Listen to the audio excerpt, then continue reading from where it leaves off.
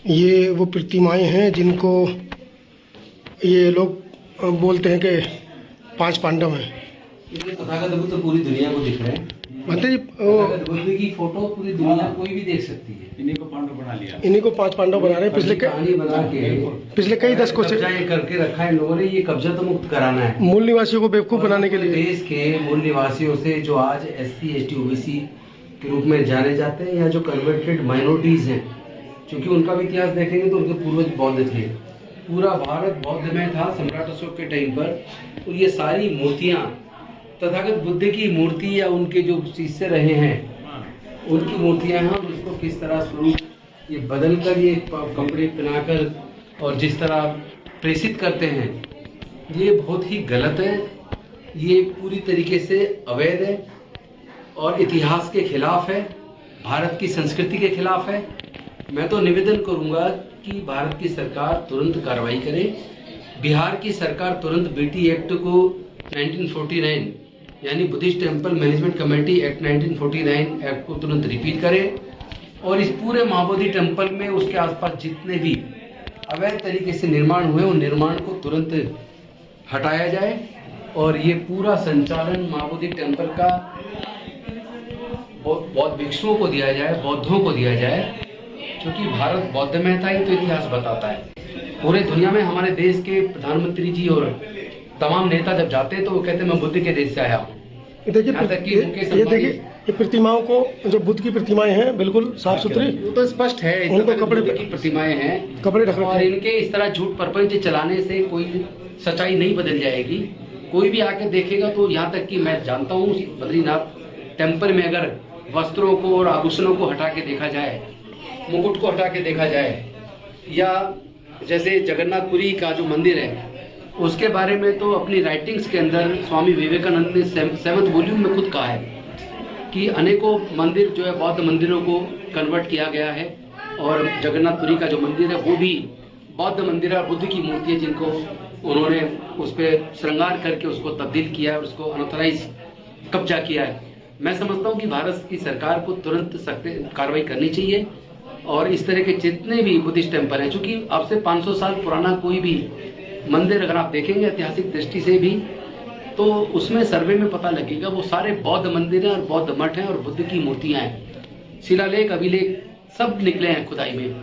और पूरा जो अखंड भारत है जिसमें मैं वर्मा से लेकर अफगानिस्तान, ईरान, इराक तक पूरे भारत ये अखंड भारत था और इसमें खुदाई में जहाँ भी आज भी खुदाई होती है तो केवल बुद्ध के अवशेष निकलते हैं या सम्राट अशोक के टाइम के शिलालेख निकलते हैं। और एक और चीज़, जो सिंधु घाटी की सभ्यता है वहाँ जो खुदाई हुई है हड़प्पा की, उसमें भी जो स्तूप निकले वो ये बताते हैं कि बुद्ध से पहले ही और भी बुद्ध हुए हैं।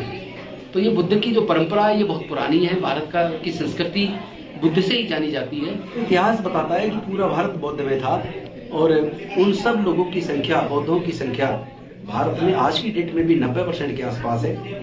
तो उन सब से मेरा आह्वान है कि आप पूरे देश के अंदर इस महाबोधि टेम्पल के मुक्ति के आंदोलन को तेज कीजिए, अन्यथा आपकी संस्कृति जिस तरह धीरे धीरे उसको डिस्ट्रॉय किया जा रहा है, उस पर अनऑथराइज्ड कब्जे किए जा रहे हैं तथा बुद्ध की मूर्तियों का स्वरूप बदला जा रहा है, आपकी संस्कृति कुछ बचेगी नहीं। तो अपनी संस्कृति को बचाने के लिए सब लोग अपने घरों से निकले। ये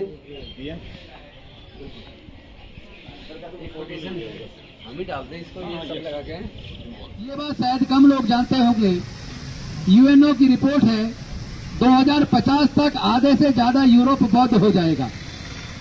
ये UNO की रिपोर्ट है, हमारी नहीं है। और ये भी रिपोर्ट UNO की है। अमेरिका और ऑस्ट्रेलिया के अंदर पहले नंबर पे वो क्रिश्चियन हैं और दूसरे नंबर पे बौद्ध हैं। रिपोर्ट ये आ रही है जितने तेजी से लोग वहां बौद्ध बन रहे हैं, इस गति से बनते रहे तो आने वाले 10 से 15 सालों में अमेरिका और ऑस्ट्रेलिया में बौद्धों की संख्या क्रिश्चियन से ज्यादा हो जाएगी। ऐसा कौन सा चुम्बक लगा है बुद्धिज्म के अंदर कि जो देखो पूरे दुनिया से बुद्धिज्म की तरफ खींचा चला आता है। वही तो चुंबक है जिसने मुझे कहा कि ये मंत्री की कुर्सी बहुत छोटी है, ये विधायक और सांसद की कुर्सियां बहुत छोटी हैं, लेकिन ये तो तथागत बुद्ध का मार्ग है, ये सबके लिए कल्याणकारी मार्ग है। इससे ऊंची कुर्सी कोई दुनिया में अभी तक बनी नहीं है। 2020 में मैं नागपुर की दीक्षा भूमि गया। नागपुर की दीक्षा भूमि में जब मैं पहुंचा और मैं अंदर गया तो वहां बाबा साहेब की आपने देखा होगा प्रतिमा भी लगी हुई है। जब मैं उनकी तरफ देखने लगा तो मुझे ऐसा लगा जैसे डॉक्टर बाबा साहेब अम्बेडकर मुझे कह रहे हो कि क्या तुम हमारी इतनी निकम्मी और नकारा औलाद हो कि मैंने कहा था मी भारत बौद्ध में करी, मैं भारत को बौद्ध में करूंगा। लेकिन इस घोषणा के बाद, बौद्ध धर्म की दीक्षा लेने के बाद 1 महीना 22 दिन बाद मैं तो महापल निर्माण को प्राप्त हो गया। क्या मेरे बाद कोई एक भी ऐसा मेरा अनुयायी, मेरा शिष्य नहीं है जो मेरे भारत को बौद्ध में बनाने के सपने को पूरा कर सके?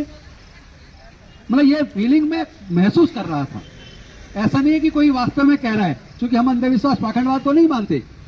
ये फीलिंग मेरे अपने अंदर आ रही थी जब मैं दीक्षा भूमि में बाबा साहेब की प्रतिमा के सामने खड़ा था। तो मैंने उसी दिन संकल्प किया। मैंने कहा डॉक्टर बाबा साहेब अम्बेडकर, मैं आपकी निकम्मा और नकारा औलाद नहीं हूं, मैं आपका सच्चा अनुयायी हूं।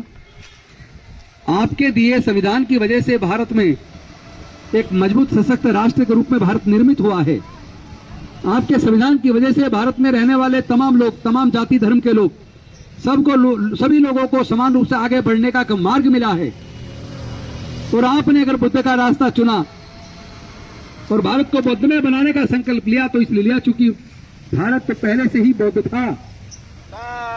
गंदे लोग अंदर चले आए, विदेश से आए, और उन्होंने आने के बाद यहाँ हमारे भोले भाले, चूंकि बुद्ध का धर्म किसी पे अतिक्रमण नहीं करता, किसी पे हमला नहीं करता, किसी के अधिकारों का हनन नहीं करता, किसी को कष्ट नहीं पहुंचाता, सबके प्रति करुणा का मंगल भाव अपने मन में रखता है। तो हमारे उसी अच्छे आचरण और चरित्र का दुरुपयोग करके उन बाहर से आने वाले लोगों ने हमारे सारी संपत्ति छीन ली, हमें प्रताड़ित किया, जातियों में बांटा, वर्ण में बांटा और हमारे सारा संसाधनों पे कब्जा कर लिया। लेकिन डॉक्टर बाबा साहेब अम्बेडकर हमें हमारी उस हजारों साल की गुलामी से,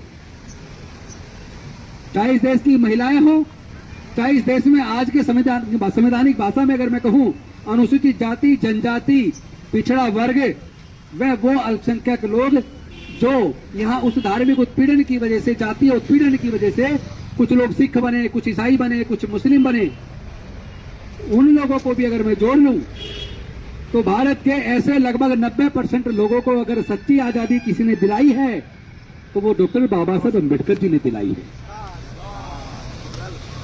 तो मैंने कहा कि कम से कम मैं आपके इस विचार को, जो भारत को बौद्ध में बनाने का विचार है, मैं अपना पूरा जीवन अब इस विचार को सच्चाई के रूप देने में लगाऊंगा।